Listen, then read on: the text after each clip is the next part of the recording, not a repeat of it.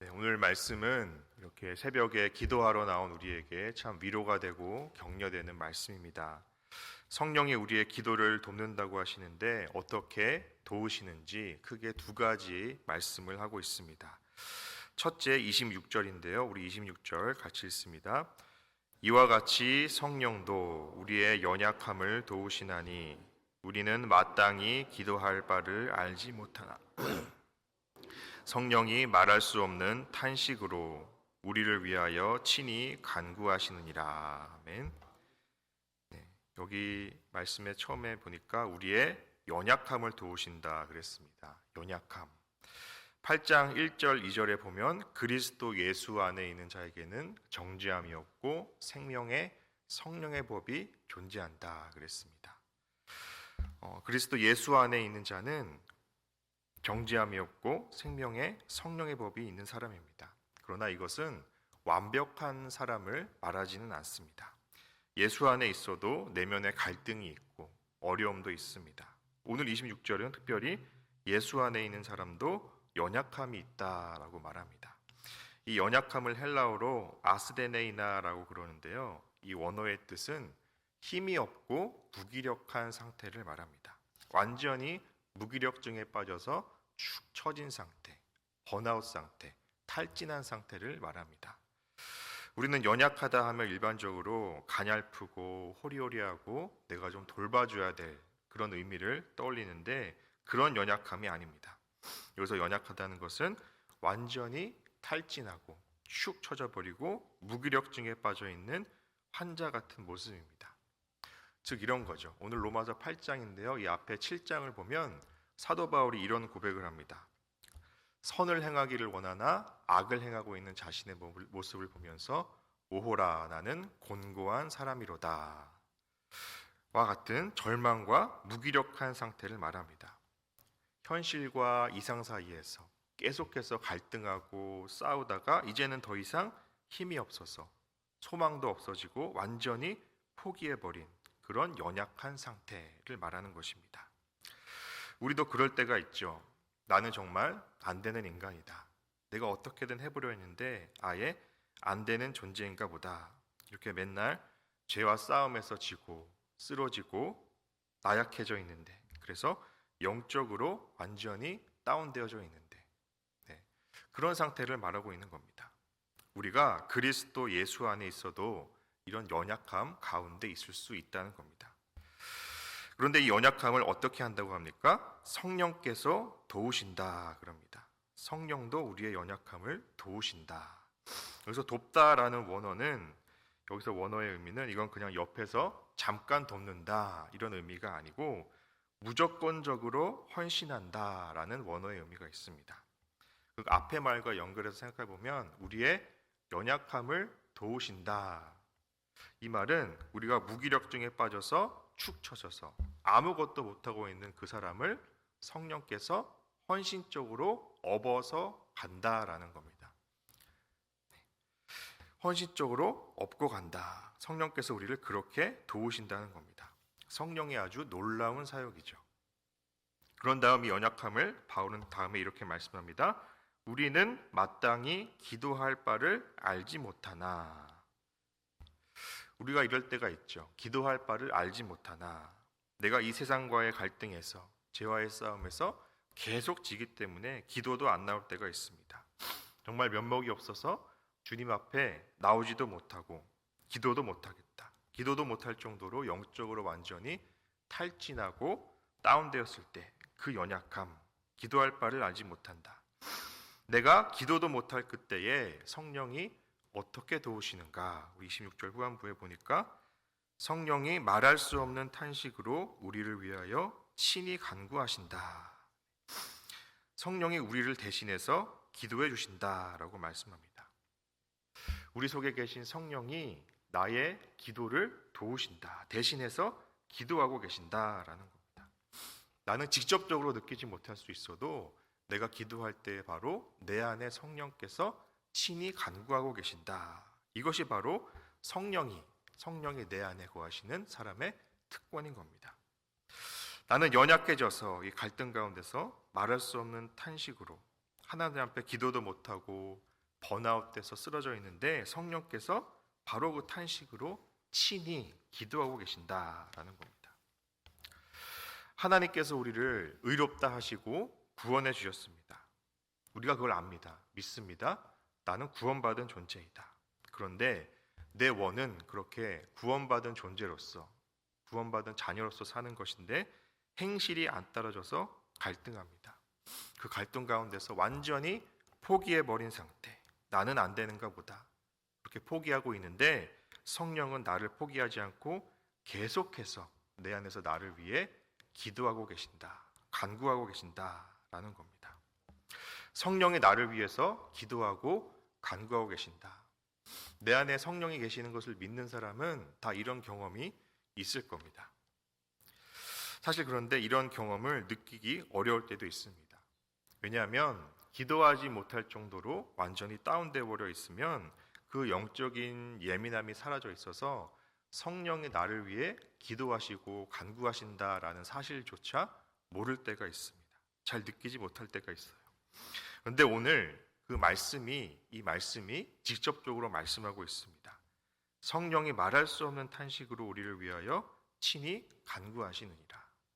내가 완전히 다운돼 버리고 기도도 못하고 성령을 느끼지도 못할 때 우리가 할 수 있는 일은 그냥 이 말씀을 암송하는 것밖에 없습니다. 암송할 때 그 말씀을 믿게 되는 것이죠. 아, 내가 이렇게 연약함 가운데 있지만 성령이 말할 수 없는 탄식으로 친히 간구하신다. 내가 이 말씀을 믿습니다. 믿음으로 받아들입니다. 그럴 때 우리는 그 성령을 느낄 수 있는 겁니다. 그런데 어떤 분은 이렇게 또 질문할 수가 있는 것 같습니다. 목사님, 그러면 저는 기도하지 않아도 되는 거 아닙니까? 성령이 알아서 기도하시는데, 나를 위해서 알아서 중보기도 하신다는데 새벽 기도에 나올 필요도 없고 기도의 자리에 나올 필요도 없고 우리가 기도할 이유가 무엇입니까? 이것은 이 말씀의 의미를 전혀 오해하는 것이죠. 아무것도 시도하지 않고 기도하지 않고 도전하지 않고 노력하지 않는 사람을 성령께서 도우신다는 말이 아닙니다. 도전하고 죄와 싸우고 노력했지만 넘어진 사람들, 그래서 연약함 가운데 있는 사람들, 열심히 주의 뜻대로 살려고 바둥바둥하고 그랬지만 매일같이 넘어지고 무너진 사람들, 갈등을 겪는 사람들, 그 연약함을 바로 성령이 도우신다라는 겁니다. 그렇게 싸우고 도전하고 헌신한 사람들, 그 사람들을 성령이 도우신다라는 겁니다. 그 사람들이 또 도우시는 성령을 경험한다는 겁니다. 연약함을 통해서 성령의 도움으로 더 기도할 수 있게 한다는 겁니다. 두 번째로 성령이 하시는 사역은 27절 말씀 함께 읽겠습니다. 마음을 살피시는 이가 성령의 생각을 아시나니 이는 성령이 하나님의 뜻대로 성도를 위하여 간구하심이니. 아멘. 자, 하나하나 보면요, 여기 마음을 살피시는 이가 나옵니다. 마음을 살피시는 이는 성부 하나님을 말합니다. 성부 하나님이 이렇게 우리의 마음이 어떤가 살피시고 자세히 주의 깊게 살피신다. 그리고 성령의 생각을 아신다. 이 성령은 성령 하나님이죠. 지금 이 성령은 우리의 마음에 있는 성령입니다. 우리의 마음을 살피시는 성부 하나님이 우리의 마음에 있는 성령의 생각을 아신다 그랬습니다. 삼위일체 하나님이니까 성부 하나님과 성령 하나님이 언제나 서로 소통하고 교제하고 계시죠. 그래서 서로 소통하시면서 성령 하나님의 뜻대로 성도를 위해서 간구하시느니라 말씀합니다. 또 여기 성도는 나를 말하죠. 내 안에 내주하시는 성령께서 나를 위하여, 성도인 나를 위하여 친히 간구하고 있습니다. 나는 지금 완전히 탈진하고 쓰러져 있어서 기도도 못하는 상태이지만 하늘에 계신 성부 하나님과 내 안에 계시는 성령 하나님이 서로 자기들끼리 소통하고 서로 얘기하시면서 나를 위해서 서로 기도하고 계신다라는 겁니다.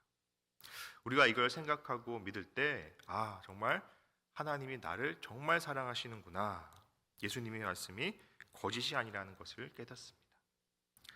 예수님이 말씀하십니다. 예수님이 부활하신 후에 하늘로 올라가시기 직전에 말씀하십니다. 내가 너희를 떠나서 하늘로 올라가는 것이 너희들에게 훨씬 유익이다. 왜냐하면 내가 하늘로 올라가야 성령께서 너희에게 임하시기 때문이다 라고 말씀하십니다. 성령이 너희에게 오면 더 놀라운 역사가 일어날 것이다.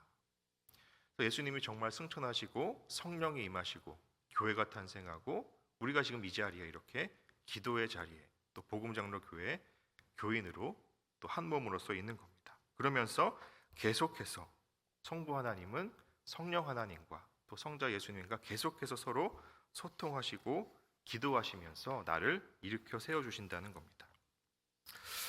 요한복음에 예수님이 성령의 사역을 말하는데요. 요한복음 14장 16절 17절 보니까 내가 아버지께 구하겠으니 그가 또 다른 보혜사를 너희에게 주사 영원토록 너희와 함께 있게 하리니 그는 진리의 영이라. 세상은 능히 그를 받지 못하나니 이는 그를 보지도 못하고 알지도 못함이라. 그러나 너희는 그를 아나니 그는 너희와 함께 거하시며 또 너희 속에 계시겠음이라 라고 말씀합니다.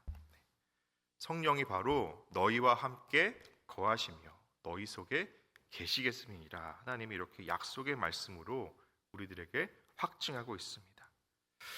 너희 속에 거한다. 영원토록 거한다. 그런데 그 성령은 어떤 영이냐? 진리의 영이다.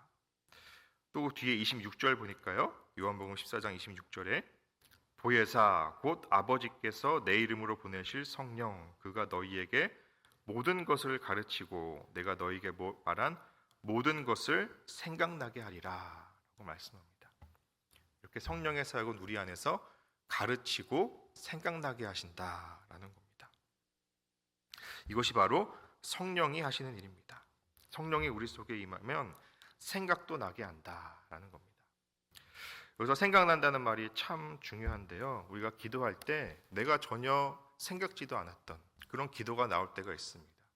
그리고 우리가 성도 간에 대화할 때도 내가 전혀 이 대화를 하지 않으려고 했는데 이어졌던 성령이 주시는 마음으로 대화할 수도 있고요. 또 전도할 때도 나는 지금 전도하러 온 게 아닌데 그 믿지 못한 아직 믿지 않은 사람을 만나면서 전도하게 하시고 나는 복음 전할 준비도 안 돼 있고 자신감도 없지만 그렇게 성령께서 생각나게 하시고 마음을 주셔서 전도할 때도 있습니다. 또 내가 지금 딱 죄를 지을 순간인데 나쁜 말을 할 순간인데 성령께서 갑자기 딱 생각나게 하셔서 그 죄를 못 짓게 하시고 그 말을 멈추게 하실 때도 있다는 겁니다. 그렇게 생각나게 하시는 성령의 사역이 있다는 겁니다. 이것이 바로 성령이 하시는 일이다.